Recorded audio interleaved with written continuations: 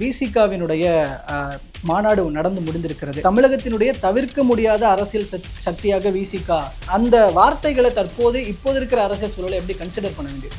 விடுதலை சிறுத்தைகள் ஒரு தவிர்க்க முடியாத சக்தியாக எழுந்தது அப்படின்னு பார்த்தீங்கன்னா, கட்சி அங்கீகாரம் பெறுகிறது, அங்கீகரிக்கப்பட்ட கட்சியாக அங்கதான் மாறுது. அதே நேரத்தில் பாட்டாளி மக்கள் கட்சி தன்னுடைய அங்கீகாரத்தை இழக்கும் நிலைக்கு தள்ளப்பட்டுச்சு. விசிகா திமுக கூட்டணியில் இருந்து தமிழ்நாடு அரசியலில் ஒரு தவிர்க்க முடியாத இடத்திற்கு நகர்ந்து விட்டது. விசிகாவுக்கான ஒரு தனி வலிமை அப்படிங்கிறது இல்லையா? அப்போ திமுக அதுக்கு கிரெடிட்ஸ் எடுத்துக்குதா? இப்போ அந்த வெற்றி திமுக அணிலிருந்தே தொடங்கிய வெற்றிங்கிறத சொன்னேன். விசிகாவிற்கு இருக்கக்கூடிய சட்டமன்ற உறுப்பினர்கள் கூட திமுக அணியிலிருந்து வெற்றி பெற்றவர்கள் தானே.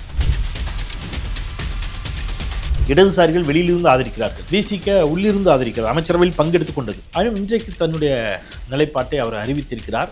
அவர் எடுத்த முடிவு அவருடைய பார்வையில் அது சரியான முடிவு தான்.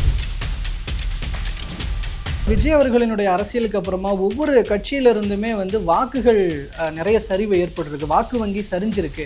இப்போ இந்த கூட்டத்தை பார்க்கும்பொழுது இல்லை அப்படிலாம் இல்லை அப்படின்ற ஒரு மெசேஜை கொடுத்துருக்குதா விசிகா? நடைபெற்று முடிந்த தேர்தல் வச்சு நீங்கள் அந்த முடிவுக்கு வர முடியாது. தாவேகாவை சேர்ந்த பலருக்கே அவங்க வெற்றி பெற்று ஆட்சி அமைப்புங்கிற நம்பிக்கை கிடையாது.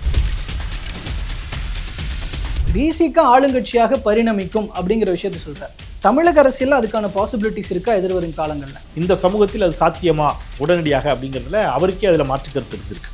இன்னொரு அரசியல் யுத்தி அல்லது அரசியல் சார்ந்து அவருடைய பார்வையில் ஒரு மாற்றம் ஏற்பட்டிருக்கக்கூடும். அவரையே பேச விடாத அளவுக்கு பிடிச்சி தள்ளுறதும், அவரே மூர்ச்சையாக்கி தோர்ந்து நிற்கிற சுச்சுவேஷனுக்கும் தள்ளிட்டாங்களோ? விசிகாவினுடைய தோழர் வன்னியரசு அவர்கள் அந்த அமைச்சரவையில் ஒரு அங்கம். உங்களுடைய கூட்டணி அரசு, காவல்துறை ஏன் இதை ஒழுங்குபடுத்தலையா? தாவேகாவினுடைய கடந்த கால விமர்சனங்களிலிருந்து நான் வைக்கிறேன். ஏன்னா நீங்கள் வச்சிருக்கீங்களா கடந்த காலத்தில் இதே விமர்சனங்களை தாவேகா வச்சிருக்குது இல்லை. கரூர் விவகாரத்துக்கு அவங்க திருப்பி அதான் சொன்னாங்க, காவல்துறை தான் சொன்னாங்க. திருமாவளவன் அவர்கள் தற்போது ஏன் தாவேகாவையோ முதல்வர் விஜயையோ மற்றும் சில கூட்டணி கட்சி தலைவர்களையோ அழைக்கலன்ற ஒரு கேள்வி. விஜய் வந்தா கிரௌடுக்கான கிரெடிட்ஸ் அவர் எடுத்துட்டு போயிடுவார் அப்படிங்கிறது. அழைத்து அவர் போகலையா, இவரே அழைக்கவில்லையா? கடந்த காலங்களில் இதே மாதிரி இதே போல பிரம்மாண்டமான கூட்டங்களை, பெருங்கூட்டங்கள் விசிகா நடத்தி இருக்கிறது. ஆலூர் ஷானவாஸ் தொடர்புடைய ஒரு விஷயம் பார்த்தா அவர் மாநாட்டில் பங்கேற்கலை. ஸோ ஷானவாஸ் அவர்கள் விசிகாவின் மீதோ திருமாவர்களின் மீதோ அவர் எங்கேயுமே நினைச்சல விமர்சனம் வைக்கல. அவர் தாவேகா அரசின் மீது, விஜயின் மீது விமர்சனம் வைக்கிறார். ஆலூர் ஷானவாஸ் திமுக ஆதரவாளராக செயல்படுவதால் வருகிற பிரச்சனைகள்னு ஒரு பார்வை வைக்கிறாங்கல்ல. அவர் ஒரு கேள்வி கேட்டார். ஒரு மாதத்துக்கு முன்னாடி வரைக்கும் நீங்கள் எல்லாருமே திமுக ஆதரிச்சு பேசுனீங்கன்னு ஒரு கேள்வி கேட்டார். இதுக்கு நீங்கள் என்ன பதில் சொல்லுவீங்க?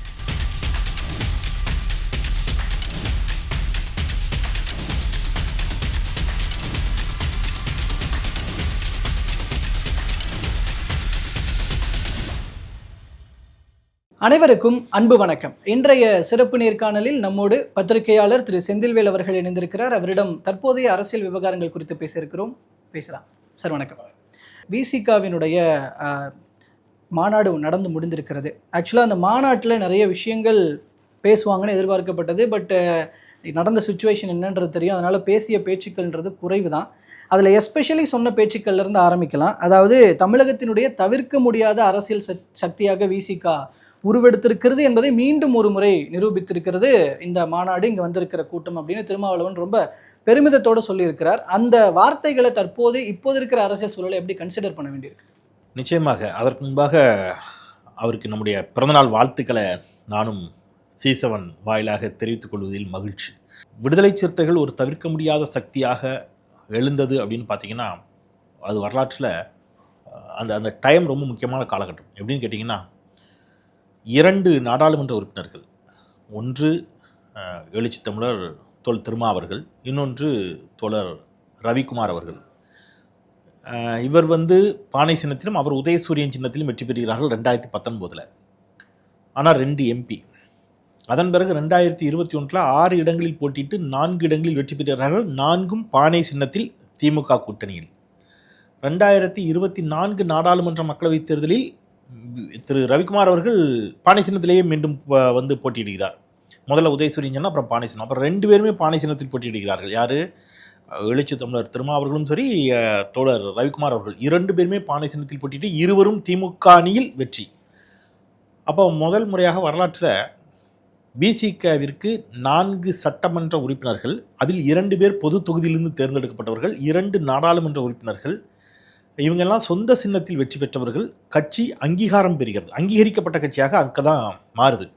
அதே நேரத்தில் பாட்டாளி மக்கள் கட்சி தன்னுடைய அங்கீகாரத்தை இழக்கும் நிலைக்கு தள்ளப்பட்டுச்சு. நான் சொல்கிறது 2024 சொல்கிறேன். அப்போது சமூக அரசியலில் பாமகவும் விசிகவும் எவ்வளவு முரண்பாடுகள் கொண்ட கட்சிகள், அதற்கு பல காரணிகள் இருக்குது. அதை நம்ம இன்னொரு நாள் பேசலாம். இப்போ இதை பேசுனீங்கன்னா நேரம் இருக்காது. ஆனால் அப்படி இருக்கக்கூடிய ஒரு சூழலில் பாமக தன்னுடைய சின்னத்தையே இழந்து விடுமோ அப்படிங்கிற ஒரு அபாயம் ஏற்பட்ட போது, கட்சி அங்கீகாரத்தை இழக்குங்கிற ஒரு நிலை ஏற்பட்ட போது, விசிக திமுக கூட்டணியில் இருந்து 4 எம்எல்ஏக்கள் 2 எம்பிக்கள் கட்சிக்கான அங்கீகாரம் சின்னத்தை தக்க வைத்துக் கொள்வது என்ற ஒரு இடத்திற்கு நகர்ந்த பொழுதே விசிக தமிழ்நாடு அரசியலில் ஒரு தவிர்க்க முடியாத இடத்திற்கு நகர்ந்து விட்டது. அதனுடைய தொடக்கம் அங்கேயே தொடங்கிடுச்சுங்கிறதுக்காக சொல்கிறேன். அங்கேயே தொடங்கிடுச்சு. இன்றைக்கு இந்த தேர்தல் முடிவுகளுக்கு பிறகு ஆட்சி அதிகாரத்திலும் அவர்கள் பங்கேற்கக்கூடிய ஒரு வாய்ப்பை அவர்கள் பெற்றிருக்கிறார்கள். அது விசிகவினுடைய நீண்ட நாள் கோரிக்கை, நீண்ட நாள் முழக்கம். இன்றைக்கு தோழர் வன்னியரசு அவர்கள் அமைச்சரவையில் இடம்பெற்றிருக்கிறார். ஆயினும் கூட திருமாவர்களை பொறுத்தளவில் கூட்டணிக்குள், அந்த கூட்டணியில் நாம் தொடர்கிறோமா அப்படிங்கிறது அவருக்கு ஒரு வெளிப்படையாக அது குறித்த ஒரு தெளிவையும் பதிலையும் அவர் நேற்று தான் கொடுத்திருக்கிறார் அப்படின்னு புரிஞ்சுக்கணும். ஏன்னா இடதுசாரிகள் வெளியிலிருந்து ஆதரிக்கிறார்கள், விசிக உள்ளிருந்து ஆதரிக்கிறது. அமைச்சரவையில் பங்கெடுத்து கொண்டது. அப்போ அமைச்சரவையில் பங்கெடுத்து கொண்ட பிறகு நீங்கள் அந்த கூட்டணியில் நீடிப்பது தான் சரியாக இருக்கும், அதுதான் கரெக்டாக வரும். ஏன்னா அவர் கூட சொன்னார், இது ஒரு ஜனநாயகத்தினுடைய இன்னொரு வடிவம், வித்தியாசமாக ஏன் அப்படி இருக்கக்கூடாதான்னு கேட்டார். நீங்கள் ஆளுநர் ஆட்சி வந்துவிடக்கூடாது, பாஜக ஆட்சிக்கு வந்துவிடக்கூடாது அப்படிங்கிற நோக்கத்தில் நாங்கள் என்ன செஞ்சோம், தாவேக்காக ஆதரிக்கிறோம், அமைச்சரவையில் இடம் பெற்றிருக்கிறோம், அதற்காக நாங்கள் அந்த கூட்டணியில் இடம்பெற்று தான் ஆக வேண்டுமா அப்படிங்கிற ஒரு கேள்வியை கூட வைத்திருந்தார். ஆனால் இன்றைக்கு தன்னுடைய நிலைப்பாட்டை அவர் அறிவித்திருக்கிறார். ஒரு ஆட்சியில் பங்கெடுத்த பிறகு, அமைச்சரவையில் இடம்பெற்ற பிறகு அந்த கூட்டணியில் நீடிப்பது தான் குழப்பங்களுக்கு வழிவகைக்காமல் இருக்குங்கிறதான் என்னுடைய பார்வை கூட. ஒரு தெளிவு யாருக்குன்னா, தொண்டர்களுக்கும் அதில் ஒரு குழப்பம் இருக்காது, தெளிவு இருக்கும், ஒரு கிளாரிட்டி, அதுதான் சரியாக இருக்கும். அந்த அடிப்படையில் அவர் எடுத்த முடிவு, அவருடைய பார்வையில் அது சரியான முடிவு தான். ஓகே. இல்லை, இதில் நீங்கள் சொல்லும் பொழுது விசிகாவினுடைய வளர்ச்சிங்கிறது திமுகவோட கூட்டணியில் இருந்த போதே தொடங்கிவிட்டது அப்படின்றது சொல்கிறீங்க. அப்போ இந்த இடத்துல விசிகாவுக்கான ஒரு தனி வலிமை அப்படிங்கிறது இல்லையா? அப்போ திமுக அதுக்கு கிரெடிட்ஸ் எடுத்துக்குதா? இப்போ அப்படி புரிஞ்சுக்கிறதா? அப்படி சொல்லலை. நான் ரொம்ப தெளிவாக சொன்னேன். எப்போ தொடங்குச்சான்னு நீங்கள் கேட்டீங்க. இல்லை, எப்பொழுது பானை சின்னத்தில் நின்று 2 எம்பிக்கள் 4 எம்எல்ஏக்கள் அதில் 2 பொது தொகுதியிலிருந்து தேர்ந்தெடுக்கப்பட்டார்கள் என்று வருகின்ற பொழுதே விசிகாவின் மீது காலங்காலமாக ஒன்று சொல்லப்பட்டது இல்லையா, அது ஒரு குறிப்பிட்ட சமூகத்திற்கான கட்சி, இதெல்லாம் அங்கேயே உடைக்கப்பட்டு விட்டது. அந்த வெற்றி திமுக அணியிலிருந்தே தொடங்கிய வெற்றிங்கிறத சொன்னேன். நீங்கள் இன்றைக்கு விசிகாவிற்கு இருக்கக்கூடிய சட்டமன்ற உறுப்பினர்கள் கூட திமுக அணியிலிருந்து வெற்றி பெற்றவர்கள் தானே. ஸோ அதனால் இந்த வெற்றிக்கான தொடக்கம் என்பது இப்பொழுது தொடங்கவில்லை, ஏற்கனவே தொடங்கிவிட்டது அப்படிங்கிற. ஓகே. இப்போ அந்த கூட்டத்தின் மூலமாக, நேற்று நடந்த அந்த மாநாட்டின் மூலமாக தங்களுக்கு, அதுவும் இப்போ குறிப்பாக ஜென்சி பாலிடிக்ஸ் இதெல்லாம் பேசிகிட்டு இருக்கிற சுச்சுவேஷனில் அங்கே வந்திருந்தவர்களின் கூட பெரும்பாலானோர் இளைஞர்கள் அப்படின்ற இடத்துல இப்போது விசிகாவும் கிட்டத்தட்ட இளைஞர்களின் பலத்தை கொண்ட ஒரு கட்சியாக இருக்கிறதுன்னு ஒரு இந்த பொலிட்டிக்கல் கிரவுண்டுக்கு ஒரு மெசேஜ் சொல்லியிருக்கிறாங்க அப்படின்னு நம்ம புரிஞ்சுக்கிறதா? அந்த கோணத்தில் எப்படி நம்ம பார்க்கலாம்? தொடர்ச்சியாகவே விசிகாவினுடைய மாநாடுகள், ஏன்னா ஒரு மாநாடு நானே தொகுத்து வழங்கினேன், கடந்த தேர்தலுக்கு முன்பு நடைபெற்ற மாநாடு. விசிகாவினுடைய எல்லா மாநாடுகளிலுமேயே அவருடைய தொண்டர்கள் மிகுந்த உற்சாகத்தோடு கலந்து கொள்வது வாடிக்கை தான், வழக்கம் தான். நீங்கள் இன்னும் சொல்ல போனால் அவருடைய பிறந்தநாள் உள்ளரங்கன் நிகழ்ச்சியாக நடத்துகின்ற பொழுதே பார்த்தீங்கன்னா விடிய நடக்கும். விடிய யாரும் எந்திரிச்சு போக மாட்டாங்க, முழுக்க அதை இருந்து அவங்க உற்சாகமாக அவர்களுடைய தலைவருடைய பிறந்தநாளை கொண்டாடுவது அப்படிங்கிறது சிறுத்தைகளுக்கு அது அவங்க அவருடைய தலைவரின் மீது வைத்திருக்கக்கூடிய பேரன்பின் வெளிப்பாடு. அதனால மிகுந்த எழுச்சியோடு உற்சாகமாக விடுதலை சிறுத்தைகள், குறிப்பாக திருமாவர்களின் மீது பேரன்பு கொண்ட அவருடைய தம்பிமார்கள் அவருடைய பிறந்தநாள் கூட்டங்களில் வருவது அப்படிங்கிறது இன்றைக்கி இல்லை, காலங்காலமாக அவங்க அவ்வளோ உற்சாகமாக அவரை கொண்டாடுறாங்க. அவர் மீது கொண்டிருக்கக்கூடிய பேரன்பின் வெளிப்பாடு அது மீண்டும் ஒரு முறை என்ன செய்யப்பட்டிருக்கிறது, அது வந்து அரங்கேறி இருக்கிறது அப்படின்னு தான் நான் பார்க்குறேன். பொதுவாக விஜய் அவர்களினுடைய அரசியலுக்கு அப்புறமா ஒவ்வொரு கட்சியிலிருந்துமே வந்து வாக்குகள் நிறைய சரிவு ஏற்பட்டிருக்கு, வாக்கு வங்கி சரிஞ்சிருக்கு. அந்த வகையில் விசிகாவிலிருந்தும் இளையோர்களின் வாக்குகள் சரிந்திருக்கிறது, அதெல்லாம் தாவேகா பக்கம் போயிருக்கு அப்படின்னு ஒரு டாக் வந்து இந்த எலெக்ஷனை ஒட்டி பேசப்பட்டது. இப்போ இந்த கூட்டத்தை பார்க்கும்பொழுது இல்லை அப்படிலாம் இல்லை அப்படின்ற ஒரு மெசேஜை கொடுத்துருக்குதா விசிகா? இல்லைங்க, அது வந்து நம்ம இன்னொரு தேர்தல் வருகின்ற பொழுது தான் இன்னும் கிறிஸ்டல் கிளியராக, ஏன்னா நடைபெற்று முடிந்த தேர்தல் வச்சு நீங்கள் அந்த முடிவுக்கு வர முடியாது. இன்னொரு தேர்தல் வருகின்ற பொழுது தான் எந்தெந்த கட்சிகளுடைய வாக்கு சதவீதம் என்னவாக இருந்துச்சு, அவங்க எத்தனை தொகுதிகளில் போட்டியிடுகிறார்கள், அதில் வந்து அவங்க என்ன வாக்கு சதவீதத்தை பெறுகிறார்கள், அதை வச்சு வந்து டிரான்ஸ்ஃபர் ஆகிருக்குதா அப்படிங்கிறத நீங்கள் எப்போ தான் யூகிக்க முடியும் அப்படின்னு கேட்டிங்கன்னா இன்னொரு தேர்தல் அடுத்து வரணும். ஏன்னா இந்த தேர்தலை வச்சு நீங்கள் எதுவுமே யூகிக்க முடியாது. இந்த தேர்தல் முற்றிலும் ஒரு வித்தியாசமான தேர்தல். ஏன்னா டிவிகே தாவேக்காவை சேர்ந்த பலருக்கே அவங்க வெற்றி பெற்று ஆட்சி அமைப்புங்கிற நம்பிக்கை கிடையாது. கணிசமான இடங்களில் வெல்வார்கள் என்று தான் அவர்கள் நினைத்தார்கள். பர்சனலாக என்கிட்ட பேசும்போதே பலர் அதை சொல்கிறாங்க, நாங்களே இவ்வளோ நம்பலை அப்படின்னு சொல்லி. அப்போ இது வந்து முற்றிலும் ஒரு தமிழ்நாடு அரசியல் களத்தில் இது ஒரு புதிய தேர்தல் முடிவுகளை கொடுத்த தேர்தல். இந்த தேர்தலில் முடிவுகள் அல்லது இந்த தேர்தலில் கிடைத்திருக்கக்கூடிய வாக்கு சதவீதத்தை வைத்துவிட்டு நாம் அப்படி முடிவுக்கு எந்த கட்சிக்குமே போக முடியாது. திமுக, அதிமுக யாருக்குமே போக முடியாது. நீங்கள் வந்து அது யாருக்கு வந்து ட்ரான்ஸ்ஃபர் ஆகிருக்குது அப்படிங்கிறதுல ஒவ்வொருத்தரும் வேறு மாதிரி சொல்லி. ஃபார் எக்ஸாம்பிள் இப்போ நாம் தமிழர் கட்சி எடுத்துக்கிட்டிங்கன்னா 7-8% அதுக்கு முந்தைய தேர்தல் வாங்கினாங்க. இந்த தேர்தல் திருப்பி அவங்களுக்கு குறைஞ்சிருக்குது. அப்போது அந்த ஓட்டு வந்து டிவிகேக்கு போயிருக்குது அப்படின்னு ஒரு கருத்து இருக்குது. இப்போ அதை வந்து நீங்கள் டிவிகேக்கு தான் போச்சா, ஏடிஎம்கேக்கு போச்சா, டிஎம்கேக்கு போச்சா, ஒவ்வொருத்தருக்கும் ஒரு கிரெடிட் எடுக்கலாம். பட் ஒரு யூகம் டிவிகேக்கு போயிருக்கும் அப்படிங்கிறதா யூகிக்கப்படுகிறது. ஸோ ரொம்ப கிறிஸ்டல் கிளியராக அதை பண்ணால் அது நீங்கள் ஒரு நீண்ட ஆய்வுக்கு பிறகு தான், அதுவும் நீ ஒரு தேர்தல் நடந்த பிறகு தான் அந்த தேர்தல் முடிவில் வச்சு தான் நீங்கள் என்ன செய்ய முடியும், அதை நோக்கி நகர முடியும். அவர் பேசுகிற அந்த சில நிமிட பேச்சுக்களில் அவர் கடைசியாக சொன்ன விஷயம், ஒவ்வொரு ஆளும் கட்சியாக இருந்த கட்சிகளோடும் நாம் கூட்டணியில் இருந்திருக்கிறோம், அந்த வகையில் தற்போது விஜய் அவர்களோடு கூட்டணியில் இருக்கிறோம், இந்த கூட்டணி தொடரும் அப்படின்னு சொன்னவர் விசிக ஆளுங்கட்சியாக பரிணமிக்கும் அப்படிங்கிற விஷயத்த சொல்கிறார். தமிழக அரசியலில் அதுக்கான பாசிபிலிட்டிஸ் இருக்கா எதிர்வரும் காலங்களில்? இல்லைங்க, இது வந்து எல்லா அரசியல் கட்சி தலைவர்களுமே என்ன நினைப்பாங்க, ஒரு அரசியல் கட்சி எதுக்காக நடத்துறாங்க, கண்டிப்பாக நாம ஆட்சிக்கு வரணும், ஆளுங்கட்சி ஆகணும், அதிகாரத்தை கைப்பற்ற வேண்டும், அந்த அதிகாரத்தின் வழியாக தாங்கள் நம்புகின்ற கொள்கைகளை, தாங்கள் நினைக்கக்கூடிய மக்கள் நல திட்டங்களை மக்களுக்கு கொண்டு போய் சேர்க்கணுங்கிறதான எல்லா கட்சிக்கும் விருப்பமாக இருக்கும். ஸோ அந்த அடிப்படையில் சிறுத்தைகளும் என்ன நினைக்கலாம், அவர் வந்து ஆளுங்கட்சியாக வரணும் அப்படின்னு அவங்களும் என்ன செய்வாங்க, நினைப்பாங்க. அதைத்தான் அவர் என்ன செய்கிறாரு, வெளிப்படுத்துகிறாரு. விரைவில் அது நடக்கும் அப்படிங்கிறது அவருடைய நம்பிக்கையின் வெளிப்பாடு. நீங்கள் அது நடக்கும் அப்படிங்கிறதுக்கோ அல்லது அது நடக்கவே நடக்காதுன்னு சொல்கிறதுக்கோ ஜனநாயகத்தில் இதுதான் நடக்கும் இதுதான் நடக்காதுன்னு நீங்கள் என்ன செய்யவே முடியாது. அது இப்போ எப்படி சொல்ல முடியும் நீங்கள்? ஓகே ஓகே, அது நீங்கள் யாருமே அதை என்ன செய்ய முடியாது, சொல்ல முடியாது இல்லையா? பட் அவர் அவருடைய நம்பிக்கையை வெளிப்படுத்துகிறார், அவருடைய விருப்பத்தை வெளிப்படுத்துகிறார், அவருடைய தொண்டர்களின் விருப்பத்தை அவர் வெளிப்படுத்தியிருக்கிறாரு. அதை நம்ம அப்படித்தான் புரிஞ்சுக்கிட்டுமே தவிர வாக்கு சதவீதத்தின் அடிப்படையில் இப்போ அவருடைய கருத்து, என்னுடைய கருத்தில் அவர் சொன்ன கருத்தையே சொல்கிறேன். தனிப்பட்ட முறையில் அது சாத்தியமாங்கிறதுல அவரே உங்களுடைய கேள்விகளுக்கு இதற்கு முன்பு பதில் சொல்லிக்கிறார். யார்? திருமாவர்களே இந்த சமூகத்தில் அது சாத்தியமா உடனடியாக அப்படிங்கிறதுல அவருக்கே அதில் மாற்று கருத்து இருந்திருக்கு. கடந்த சில மாதங்களுக்கு முன்பு வரை அவருக்கு அதில் என்ன இருக்குது, மாற்று கருத்து இருந்திருக்கு. அப்போ இப்போ அவர் அவ்வாறான ஒரு கருத்தை சொல்லுகிறார் என்றால் அவருக்கு வேறு ஏதோ ஒன்று செஞ்சுருக்கலாம், இன்னொரு அரசியல் யுத்தி அல்லது அரசியல் சார்ந்து அவருடைய பார்வையில் ஒரு மாற்றம் ஏற்பட்டிருக்கக்கூடும். ஓகே அப்படிங்கிற அடிப்படையிலேருந்து அவர் சொல்லியிருக்கலாம், அல்லது தொண்டர்களை உற்சாகப்படுத்துவதற்கு சொல்லியிருக்கலாம், எதுவாக வேணாலும் இருக்கலாம். அல்ல நம்ம நடக்கவே நடக்காது அப்படின்னு நம்ம என்ன செய்ய முடியாது, அது கண்டிப்பாக நடக்கும் சொல்ல முடியாது. ஓகே, அந்த மாநாட்டில் நடந்த விஷயங்கள், தொண்டர்கள் எப்போவுமே தொண்டர்கள் ரொம்ப உற்சாகமாக இருக்கிறதுன்றது ஒவ்வொரு மாநாட்டிலையும் நடக்கிற ஒன்று தான்.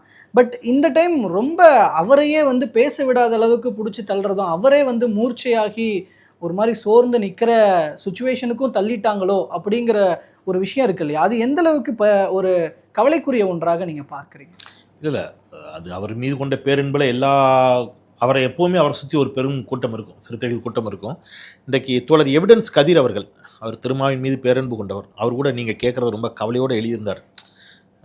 ரொம்ப நாம் வந்து ரொம்ப அமைப்பாய் திரள வேண்டும், அதுதான் அவர் எழுதிய புத்தகம் அப்படிலாம் சொல்லி எழுதியிருந்தார். நான் வந்து இதை இப்படி எடுத்துக்கிட்டோமான்னு தெரில, எனக்கு எடுத்துக்கிட்டால் சரியாக இருக்குமான்னு. திமுக சரியான பாதுகாப்பு கொடுக்கவில்லை எங்களுக்கு அப்படின்னு தாவேகா அவங்க தேர்தலுக்கு முன்பாக அவங்களுடைய கூட்டங்களுக்கு திமுக சரியாக பாதுகாப்பு கொடுக்கலைன்னு திமுகவின் மீதும் காவல்துறை மீதும் கடும் குற்றச்சாட்டுகளை வீசினார்கள். இன்றைக்கு தாவேகா அரசு, இன்னும் சொல்லப்போனால் விசிக கூட்டணி அரசு, விசிகாவினுடைய தோழர் வன்னியரசு அவர்கள் அந்த அமைச்சரவையில் ஒரு அங்கம், உங்களுடைய கூட்டணி அரசு. காவல்துறை ஏன் இதை ஒழுங்குபடுத்தலையா? இன்னும் செம்மையாக இந்த விழாவை மிகச்சிறப்பாக எழுச்சியோடு நடத்துவதற்கு காவல்துறையுடைய ஒத்துழைப்பு போதுமானதாக இல்லையா அப்படிங்கிறத தாவேகாவினுடைய கடந்த கால விமர்சனங்களிலிருந்து நான் வைக்கிறேன். ஏன்னா நீங்கள் வச்சுருக்கீங்களே கடந்த காலத்தில் இதே விமர்சனங்களை தாவேகா வச்சிருக்குது இல்லை, காவல்துறை சரியாக பண்ணணும், இது காவல்துறையுடைய கடமை என்று கரூர் விவகாரத்துக்கு அவங்க திருப்பி அதை தான் சொன்னாங்க, காவல்துறை தான் சொன்னாங்க. அந்த அடிப்படையில் கேட்குறேன், அப்போ காவல்துறைக்கு இதில் பொறுப்பு எதுவும் இருக்குதா இல்லையா, இருந்து அவங்க அதை சரியாக செய்யலையா? இல்லை, திருமாவளவன் அதை வெளிப்படையாக கேட்காம இருக்கிறாரு அப்படின்னு நம்ம புரிஞ்சுக்கிறதா? அப்போ இல்லை, நான் தாவேக்காவுடைய பார்வையிலேருந்து அதை கேட்குறேன். திருப்பி தாவேக்காவுடைய பார்வையிலிருந்து ஒரு மாபெரும் லீடர் இல்லையா, ஒரு மாபெரும் தலைவர், மிகப்பெரிய இன்டலெக்சுவல், அவர் அவருக்கு மூச்சுத்திணறல் ஏற்பட்டிருக்குது அப்படின்னு நீங்கள் சொல்கிறீங்க. அப்படி இருக்கின்ற பொழுது அவரை பாதுகாக்க வேண்டிய பொறுப்பும் கடமையும் யாருக்கு இருக்குது? இந்த அரசுக்கும் காவல்துறைக்கும் இருக்குது இல்லையா அப்படிங்கிற இடத்துலேருந்து நான் அதை கேட்குறேன். இல்லை, அந்த இடத்துல நிகழ்ச்சி ஏற்பாட்டாளர்கள் மத்தியில் அவங்களுடைய செயல்பாடுகளில் ஏதோ குளறுபடி ஏற்பட்டிருக்கு, அவங்க ப்ராப்பராக மேனேஜ்மெண்ட் பண்ணல, க்ரௌட் மேனேஜ்மெண்ட்டில் கொஞ்சம். நான் ஸ்பாட்டில் இல்லை இருந்தது தானே நான் கரெக்டாக சொல்லிடுவேன். அப்படி ஒரு பார்வை இருக்குது, அதனால கேட்குறேன். நான் ஸ்பாட்டில் இருந்தது தான் நான் கரெக்டாக சொல்லியிருப்பேன் என்ன நடந்திருக்குது அப்படின்னு. சமூக வலைதளங்களில் வரக்கூடிய கருத்தை வச்சு நான் பேச முடியல. நான் ஸ்பாட்டில் இருந்துதான் நான் சொல்லியிருப்பேன், எனக்கு அதில் எந்த தயக்கமும் இல்லை, விருப்பம் இல்லாமல் என்ன நடந்துச்சோ அதை நான் சொல்லியிருப்பேன். நான் ஸ்பாட்டில் இல்லை, சமூக வலைதளங்களில் வந்த காணொலிகளை நான் பார்த்தேன், நீங்களும் அதான் பார்த்துருப்பீங்கன்னு நினைக்கிறேன். சமூக வலைதளங்களில் அதன் மீது வரக்கூடிய விமர்சனங்கள் வச்சு தான் நீங்களும் இந்த கேள்வியை வைக்கிறீங்க, அதுலேருந்து தான் நானும் பதில் சொல்லிட்டு இருக்கிறேன். இல்லை, ஏன்னா நம்ம விசிகால இருந்து கூட நம்ம கிட்ட ஒருத்தர் பேட்டி கொடுத்தாரு, அவங்களுக்கு கூட ஒரு வகையில் பார்த்தா அதுவும் தான் அப்படின்னு சொன்னாங்க. அதனால அது அவர் அங்கே போயிருப்பார், மேபி ஆமாம் அங்கே ஸ்பாட்டில் இருந்துக்கலாம், அதனால அவர் சொல்லிட்டாரு. ஆனால் ஸ்பாட்டில் இல்லை, ஸ்பாட்டில் இருந்திருந்தா நினைச்சலாம் சொல்லலாம். இன்னொன்றுங்க, நீங்கள் இதே கூட நான் எப்படி எடுக்கிறேன்னே, இப்போ நீங்கள் திருப்பி இப்படி வரேன், இப்போ அவர்கள் இன்னும் கொஞ்சம் சரியாக நடந்திருக்குமா நீங்கள் ஒரு கேள்வி வைக்கின்ற பொழுது இதே நான் திருப்பி தாவேகாவுக்கு தான் பொறுத்துறேன். நீங்கள் தாவேகா கரூரில் ஒரு பெரும் கூட்டம் கூடிய போது எல்லோரும் வைத்த வாதம் என்ன? அரசுக்குத்தான் பொறுப்பு, காவல்துறைக்குத்தான் பொறுப்பு, நீங்க தான் என்ன செய்யணும், கூட்டத்தை கண்ட்ரோல் பண்ணிருக்கணும், கட்டுப்படுத்திருக்கணும்னு சொன்னார்கள் அல்லவா? அப்போ ஏன் காவல்துறை இவ்வளவு கூட்டம் கூடுங்கிறது காவல்துறைக்கு கண்டிப்பாக தெரியும் தானே, உளவுத்துறை இருந்திருக்கு, தகவல் இருக்கும். அப்போ ஒரு பெரும் கூட்டம், அவர் ஒரு மாபெரும் தலைவர், அப்போ அவரை பாதுகாக்க வேண்டிய பொறுப்பும் கடமையும் நம்ம எல்லாருக்கும் இருக்குது, குறிப்பாக இந்த அரசுக்கு இருக்குது. அப்போ அரசு அதை செஞ்சிருக்கணும் தானே அப்படிங்கிற கேள்வி நியாயமான கேள்வியா இல்லையா? நியாயமான கேள்வி தானே. இந்த கேள்விகளுக்கு அரசு தான் பதில் சொல்லணும். ஓகே, இதில் கடந்த காலங்களில் விசிகாவினுடைய மாநாடுகளில் அப்போது கூட்டணி கட்சியாக இருந்த திமுக உட்பட சில கட்சிகளினுடைய நிர்வாகிகள் மாநாட்டுக்கு அழைக்கப்படுவாங்க, அவங்களும் பங்கேற்பாங்க. அப்போதைய முதல்வர் ஸ்டாலின்லாம் கூட பங்கேற்று வந்திருக்கிறார். ஆனால் தற்போது தாவேகா அரசோடு இருக்கிற திருமாவளவன் அவர்கள் தற்போது ஏன் தாவேகாவையோ இப்போ முதல்வர் விஜயையோ மற்றும் சில கூட்டணி கட்சி தலைவர்களையும் அழைக்கலன்ற ஒரு கேள்வி, எஸ்பெஷலி தாவேகாவை. இல்லை, இதுக்கு ஒரு பக்கம் காரணத்தையும் சொல்கிறாங்க அவங்களே, சில நிர்வாக வேலைகள் பணிகள்லாம் இருக்குது, சட்டமன்றம் நடந்துக்கிட்டு இருக்குது, சரி அதனால கூப்பிடலன்ற ஒரு காரணத்தை சொன்னாங்க. பட் அதுதான் காரணமா, இல்லை விஜய் வந்தால் க்ரௌடுக்கான கிரெடிட்ஸ் அவர் எடுத்துகிட்டு போயிடுவார் அப்படிங்கிறதுனால?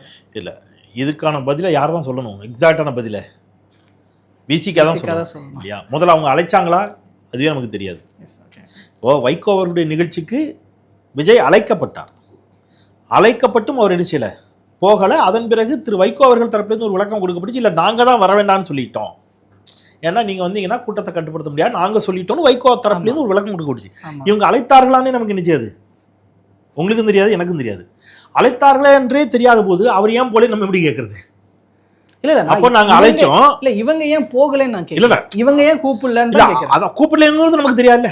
ஓகே, இப்போ அதுவும் நமக்கு தெரியாதுல்ல, இப்போ கூப்பிட்டாங்களா இல்லை கூப்பிடலையா தெரியாது. அப்போ அதையும் தெளிவுபடுத்த வேண்டிய பொறுப்பு யாருக்கு தான் இருக்கு?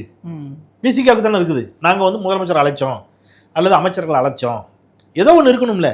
சொன்னாங்கன்னா அதை நம்ம கேட்கலாம், என்னங்க விசிக்கு அழைத்து முதலமைச்சர் கலந்து கொள்ளலையா நம்ம நினைச்சலாம் கேட்கலாம்.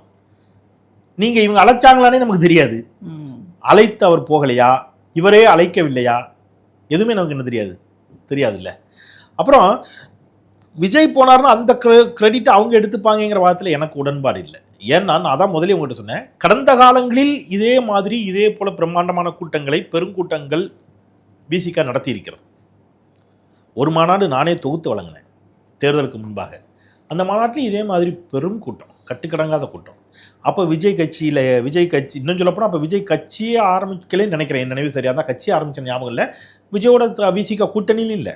அதனால் இது விஜய் வந்ததுனால தான் அப்படிங்கிற வாதம் வருமாங்கிறதுல எனக்கு மாற்று கருத்து இருக்கு. ஓகே, இதில் ஆலூர் ஷானவாஸ் தொடர்புடைய ஒரு விஷயம்னு பார்த்தா அவர் மாநாட்டில் பங்கேற்கலை. அது இன்னமும் அந்த விசிகாக்குள்ள சில மன வேறுபாடுகள், அந்த கருத்து வேறுபாடுகள் இதெல்லாம் இன்னமும் சரியாகாம தான் இருக்கா அப்படின்ற கேள்வி அவருடைய சமூக வலைதளத்தில் ஒரு பிறந்தநாள் வாழ்த்து செய்தி மட்டும் போட்டிருந்தார். ஆனா அது பழைய போட்டோன்றாங்க. அது சமீபத்தில் நான் ரொம்ப கவனமா சொன்னேன், வாழ்த்து செய்தின்னு தான் சொன்னேன். வாழ்த்து செய்தி போட்டிருந்தாரு தான் சொன்னேன். ஐ எம் நாட் ஷுர், இந்த கருத்து உண்மையான தெரியல, நீங்க உறுதிப்படுத்திக்கங்க. எனக்கு இன்னைக்கு கேட்டாரு, ரவிக்குமார் தோழர் ஏன் கலந்துக்கலையான்னு ஒருத்தர் கேட்டாரு. எனக்கு தெரியல, நான் பார்க்கல. ரவிக்குமார் தோழர் கலந்துருப்பான்னு நான் நம்புறேன் உறுதியாக. எனக்கு தெரியல, நானும் அந்த விஷுவலை பார்க்க முடியல, கலந்துருக்கிறாரா அப்படிங்கிறத பார்க்கணும். ஸோ ஷானவாஸ் அவர்கள் எந்த இடத்துலையும் விசிகாவின் மீது என்ன வைக்கல, இந்த நிமிடம் வரைக்கும் விசிகாவின் மீதோ திருமாவர்களின் மீதோ அவர் எங்கேயுமே நினைச்சல விமர்சனம் வைக்கல. அவர் தாவேகா அரசின் மீது, விஜயின் மீது விமர்சனம் வைக்கிறார். தாவேகா அரசின் மீது, விஜயின் மீது வைக்கக்கூடிய விமர்சனங்களுக்கு யாருக்கு கோபம் வரணும்? தாவேகாவினருக்கு கோபம் வரணும். கண்டிப்பா வந்தா தப்பு இல்லை, அவங்க கட்சி அவங்க தலைமை விமர்சிக்கின்ற பொழுது கோபம் வரலாம். தாவேகா அல்லாதவர்களுக்கு கோபம் வருதுன்னு வைங்க, அதுக்கு யார் பொறுப்பு? அதை எப்படி புரிஞ்சுப்பீங்க நீங்க? யாருக்காக இப்போ தாவேகாவின் மீது ஒரு விமர்சனத்தை வைக்கிறாரு, அதுக்கு அதிமுக காரங்களுக்கு கோபம் வந்துச்சுன்னா நீங்க அதை எப்படி புரிஞ்சுப்பீங்க? அதிமுக மீது கோபம் வச்சா அதிமுக கோபம் வரலாம், தாவேகாவின் மீது கோபம் விமர்சனம் வச்சா அதிமுக ஏன் கோபம் வருதுங்கிற மாதிரி தான். இப்போ நீங்கள் இப்படி எடுத்துக்கிடுங்களேன், கடந்த காலத்தில் இதே மாதிரி மிக கடுமையான விமர்சனத்தை அதனுடைய துணை பொதுச் செயலாளராக இருந்த ஆதவர்ஜுனா கூட்டணியில் இருந்து கொண்டே திமுக மீது கடும் விமர்சனம் வைத்தார். ஆமாம், இவர் அவ்வளோ கண்ணிய குறைவான வார்த்தையெல்லாம் பேசல, அவர் ரொம்ப எக்ஸ்ட்ரீமாலாம் சில விமர்சனம் வச்சார், அவர் அவ்வளோலாம் பேசலை. அப்படி பேசும்போதே ஒரு கட்டத்தில் கூப்பிட்டு என்ன செஞ்சாங்க, எச்சரித்தாங்க, உன்னால் கூட்டணிக்குள்ளே பிரச்சனை வருதுப்பான்னு சொன்னாங்கன்னா, அப்புறம் அவர் போய் என்ன செஞ்சார், தாவேகாவில் இணைந்தார். தாவேகாவில் இணைந்த அடுத்த நாளே திருமாவை அவர்களை பார்த்து அவர் என்ன செஞ்சார், வாழ்த்துக்களை எல்லாம் பெற்று சென்றார்னு வைங்களா. அது வேற. ஷானவாஸ் விசிகா விமர்சிச்சார்னா, என்னங்க நீங்கள் விசிகாவுக்குள்ள உட்காந்துட்டு விசிகா விமர்சிக்கிறீங்க அப்படின்னு கேட்கலாம். அவர் தாவேகா விமர்சிக்கிறது போய் ஏங்க நீங்கள் தாவேகா விமர்சிக்கிறீங்க அப்படின்னு கேட்க முடியாது. தாவேகா தான் இப்போ அரசில் இருக்குது. சரி, அவர் கேட்ட கேள்வி ஏதாவது தப்பாக இருக்கா, என்னங்க இப்படி தப்பாக கேட்குறீங்கன்னா அது கேட்கலாம். அதுவும் இல்லை, அவர் சில நியாயமான கேள்விகள் என்ன செய்கிறாரு, வைக்கிறாரு. இதுக்கு பதில் யார் சொல்லணும்? தாவேகா சொல்லணும். ஆனால் தாவேகாவோட இருந்து பதில் வரல, வேறு எங்கிருந்தோ வருகிறது. இல்லை சார், ஷானவாஸ் அவர்களுக்கு அந்த வாய்ப்பு வழங்கப்படாததுலேருந்தே அவருக்கு ஆதரவானவர்களாக இப்போ சமூக வலைதளங்களில் எழுதினவர்கள் திருமாவர்களை விமர்சித்து கடுமையாக விமர்சிச்சுலாம் எழுதினாங்க. அப்போது அப்படி இருக்கும்போது அந்த இடத்துல இருந்தே இந்த இது பார்க்கப்படுது. இப்போவும் கூட அவர் பங்கேற்கலைன்றது ஒன்று, அது திமுக சொல்லி அவர் இப்படி செய்கிறாரா, உள்ளுக்குள்ளே ஒரு குழப்பத்தை ஏற்படுத்துறது. அப்படி இப்போ தொண்டர்கள் மத்தியில் ஒரு குழப்பம் இருக்குல்ல, ஏன்ப்பா அவர் வரமாட்டேங்கிறாரு அப்படின்னு ஒரு குழப்பம் இருக்கும், கட்சிக்குள்ளே ஒரு நெருடல் இருக்குது. இதெல்லாமே ஆலூர் ஷானவாஸ் திமுக ஆதரவாளராக செயல்படுவதால் வருகிற பிரச்சனைகள்னு ஒரு பார்வை வைக்கிறாங்கல்ல. ஆலூர் ஷானவாஸ் தான் இதுக்கு பதில் சொல்லணும் ஒன்று. இன்னொன்று, நான் என்னுடைய பார்வையில் சொல்கிறேன், அவர் ஒரு கேள்வி கேட்டார், ஒரு மாதத்துக்கு முன்னாடி வரைக்கும் நீங்கள் எல்லாருமே திமுக தான் ஆதரிச்சு பேசுனீங்கன்னு ஒரு கேள்வி கேட்டார். இதுக்கு நீங்கள் என்ன பதில் சொல்லுவீங்க? திமுக விமர்சிக்க கூடாதா? விமர்சனத்திற்கு அப்பாற்பட்ட கட்சியா திமுக? கிடையாது. எதற்காக விமர்சிக்கிறீங்க, ஏன் விமர்சிக்கிறீங்க, அங்கே எடுத்துக்குவாங்க. இப்போ திமுக திடீர்னு, இப்போ ஒரு உதாரணத்துக்கு வந்தே மாதரம் பாடல் விவகாரம், வந்தே மாதரம் பாடலை முழுமையாக பாடக்கூடாது அப்படிங்கிறதுல காங்கிரஸுக்கும் அதான் கருத்து, இடதுசாரிகளுக்கு அதான் கருத்து, திமுகவுக்கு அதுதான் கருத்து, விசிகாவுக்கும் அதான் கருத்து. இப்போ ஒருவேளை திமுக இதை ஆதரிக்குதுன்னு வைங்க, ஒரு உதாரணத்துக்கு சும்மா ஹைப்போதெட்டிக்கலா, வந்தே மாதரம் பாடலை முழுமையாக பாடினால் என்ன அப்படின்னு கேட்குதுன்னு வைங்க. இப்போ விசிகா என்ன செய்யலாம், திமுகவை முரண்படலாம். என்னங்க நீங்கள் உங்கள் ஸ்டாண்ட் இது இல்லையே அப்படின்னு கேட்கலாம். அப்படி ஏதாவது பிரச்சனையா திமுகவுக்கும் விசிகாவுக்கும்? இல்லை. திமுகவுக்கும் விசிகாவுக்கும் ஆக்சுவலி ஏதாவது பிரச்சனையா? அதுவும் இல்லை. அப்ப ஏன் விசிகா வந்து திமுக கூட்டணியிலிருந்து வெளியேறியது? தேர்தலில் திமுக ஆட்சி அமைக்கும் வாய்ப்பு இழந்துருச்சு, அவ்வளவுதானே. இப்போ இப்படி எடுத்துக்கங்க, ஒருவேளை இந்த வாட்டி திமுக ஆட்சிக்கு வந்துருந்துச்சு, விசிகா எங்க தான் தொடரும்? திமுக கூட்டணி தொடர்ந்து இருக்கும் ஆப்வியஸ்லி. கரெக்ட். அப்படி வாய்ப்பு இல்லை. சரி, இப்படி எடுத்துக்கங்க, ஒருவேளை 130 இடங்கள்ல வெற்றி பெற்று விஜய் முதலமைச்சர் ஆயிட்டாரு, சும்மா கற்பனை, விசிகா ஆதரவை கேட்டு வாங்கி இல்ல இருந்தாலும் நீங்க எங்களோட வந்தீங்கன்னா உங்களுக்கு ஒரு அமைச்சர் பதவி கொடுப்போம்னு அவர் சொல்லுவாரா? இல்ல, சொல்ல போதும். அப்ப காலமும் சூழலும் என்ன பண்ணுச்சு, அவங்களுக்கு கொஞ்சம் எம்எல்ஏ தேவைப்பட்டாங்க, இவர்களுக்கும் ஆட்சியிலும் பங்கு அதிகாரத்திலும் பங்கு என்ற தங்களுடைய நீண்ட நாள் கோரிக்கைக்கு ஏற்ற ஒரு அரசியல் சூழல் உருவாகிறது.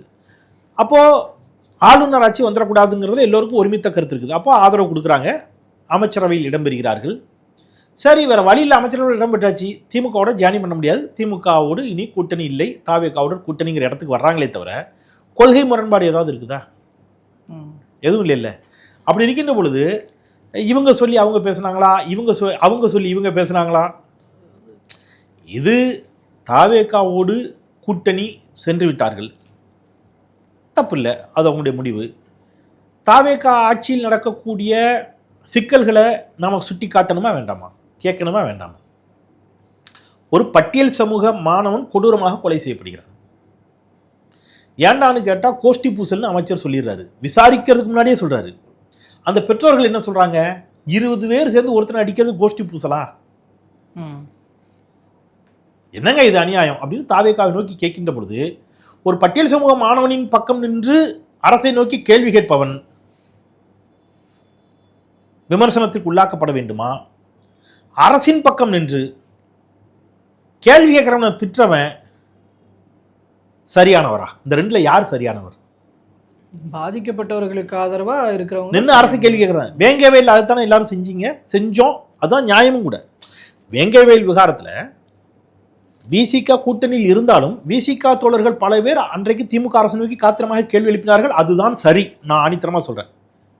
ஏன்னா விசிகா என்ற இயக்கம் விளிம்பு நிலை மக்களுக்காக, ஒடுக்கப்பட்ட மக்களுக்காக, தமிழ் சமூகத்தின் அனைத்து மக்களின் பிரச்சனைகளுக்காக போராடுகின்ற ஒரு இயக்கம், அப்படி வச்சுப்போம்.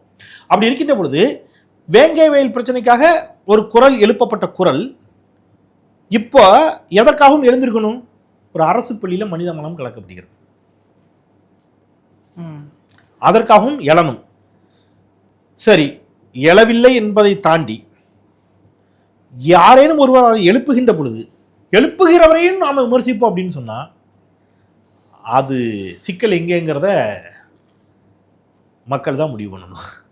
ஓகே, இல்லை நான் இது எதுக்காக சொல்கிறேன்னா, இப்போவும் கூட திருமாவளவன் அவர்களை விமர்சிக்கிற சமூக வலைதளங்களை விமர்சிக்கிறவங்க எல்லாம் திமுக ஆதரவாளர்களாகவும் இல்லை திமுகவில் ஏதோ ஒரு பொறுப்பில் இருப்பவர்களாகவும் இருக்கிறாங்க சமூக வலைதளங்களில். இப்போ இன்றைக்கி கூட நம்மளுக்கு பேட்டி கொடுத்த விசிகாவை சேர்ந்தவர் அந்த ஐடிக்கள் முதற்கொண்டு எடுத்து காட்டினார், அவங்களாம் திமுகவில் பொறுப்பில் இருப்பவர்களாக இருக்கிறார். அப்போ திமுகவுக்கு ஒரு வன்மம் இருக்கிறது விசிகா மேலே அப்படின்றத பதிவு பண்ணுறாங்க. சமூக வலைதளங்களில் பரஸ்பரம் விமர்சித்துக் கொள்கிறார்கள். இல்லை, நான் இந்த இடத்துல தான் பதிவு பண்ணுறேன், திமுகவில் புரியுது இருப்பவர்கள், விசிகாவில் மிக முக்கிய பொறுப்பில் இருப்பவர்கள் திமுக விசிகா கூட்டணி இருந்த போதே திமுக தலைவரை கடுமையாக விமர்சித்த வீடியோக்கெல்லாம் இருக்குது. நான் உட்பட என்னையெல்லாம் கூட கடுமையாக விமர்சிச்சிருக்கிறாங்க. யாரு? விசிகா தோழர்கள். எழுச்சி தமிழர் அவருடைய பிறந்தநாள் விழாவில் கலந்து கொண்டு நான் ஆற்றிய உரை இன்னமும் எனக்கு நினைவிருக்கிறது. ஒவ்வொரு அரசியல் தலைவர் பெயரையும் சொல்லி அந்த அரசியல் தலைவர்கள் எந்த சமூகம் சார்ந்து இங்கே பார்க்கப்படுகிறார்களோ அந்த சமூகத்தை சொல்லி, இவரை ஆதரிப்பதால் இவர் இந்த சமூகத்தைச் சேர்ந்தவராகத்தான் இருக்க வேண்டும் என்ற கட்டாயம் இல்லாத போது, இவரை பிடிக்கும் என்று சொன்னால் அவர் இந்த சமூகத்தைச் சேர்ந்தவராகத்தான் இருக்க வேண்டும் என்ற கட்டாயம் இல்லாத போது, திருமாவை பிடிக்கும் என்று சொல்வதற்கு மட்டும் ஒருவர் ஏன் தலித்தாக இருக்க வேண்டும் அப்படின்னு நான் பேசினேன். தொடர்ச்சியாக அவருடைய பிறந்தநாள் விழா கூட்டங்கள் பலவற்றில் நான் பேசியிருக்கேன்னு வைங்களேன். ஆனால் என் மீதே கடுமையாக சாடியவர்கள்லாம் உண்டு, அதை விட்டுருங்க, அது வேற. பொறுப்பில் இருக்கக்கூடியவர்கள், விசிகாவில் பொறுப்பில் இருக்கக்கூடியவர்கள் ஸ்டாலின் அவர்களே கடுமையாக விமர்சிச்சிருக்கிறாங்க. இது பரஸ்பரம் ஏதோ ஒரு இடத்துல கீழே இருக்கக்கூடிய நிர்வாகிகளிடையே அப்படியான ஒரு சூழல் உருவாகிடுச்சு. ஆனால் திருமா அவர்களுக்கு எப்பொழுதுமே ஸ்டாலின் அவர்களின் மீது ஒரு பேரன்பு உண்டு, ஸ்டாலின் அவர்களுக்கும் அதுபோல திருமா அவர்களின் மீது ஒரு பேரன்பு உண்டு, அது வேற. ஆனால் கீழே ஏதோ ஒரு இடத்துல அது எல்லாரையும் கூட சொல்ல மாட்டேன், ஒரு சிலருக்கு அது என்ன இல்லை ஒட்டலை, அவர்கள் பரஸ்பரம் விமர்சனங்களை வைக்கிறார்கள். அந்த விமர்சனங்கள் ஜனநாயகபூர்வமாக கண்ணியமான வார்த்தையோடு இருந்தால் அது வரவேற்கத்தக்கது. ரெண்டு பக்கமே சொல்கிறேன். நீங்கள் திருமாவர்களின் மீதான விமர்சனமாக இருக்கட்டும், அல்லது ஸ்டாலின் அவர்கள் மீதான விமர்சனமாக இருக்கட்டும், விசிகாவின் மீதான விமர்சனமாக இருக்கட்டும், அல்லது தாவேகாவின் மீதான விமர்சனமாக இருக்கட்டும், டிஎம்கேவின் மீதான விமர்சனமாக இருக்கட்டும், கண்ணியமான சொல்லாடலோடு ஜனநாயக ரீதியான விமர்சனங்களாக இருந்தால் அது வரவேற்கத்தக்கது, தப்பு இல்லை. அதுக்கு பதில் சொல்லலாம். எல்லா பக்கத்துக்கும் சேர்த்து சொல்கிறேன். திருப்பி இந்த பக்கம் அந்த பக்கம் ஒரு பக்கத்துக்கு சொல்ல, எல்லா பக்கத்துக்கும் சேர்த்து சொல்கிறேன். தனிப்பட்ட வெறுப்புகளின் மீது நின்று கண்ணியக்குறைவான விமர்சனங்களை வைப்பதுங்கிறது தற்காலிக மகிழ்ச்சியை, சுகத்தை, மன திருப்தியை தரலாமே தவிர பயணிக்கக்கூடிய சித்தாந்த ரீதியிலான அரசியலில் நாம் சென்றடைய வேண்டும் என்ற பாதைக்கு அது நம்ம இட்டு செல்லாது. நிரந்தர தீர்வை அது தரவே செய்யாது. தற்காலிக சுகத்தை தரும், நிரந்தர தீர்வை தராது. ஓகே, பொறுத்திருந்து பார்ப்போம் சார் என்ன நடக்குது அப்படிங்கிறத. தற்போது வரைக்கும் பல்வேறு தகவல்கள் இடத்துல பயந்து ரொம்ப நன்றி.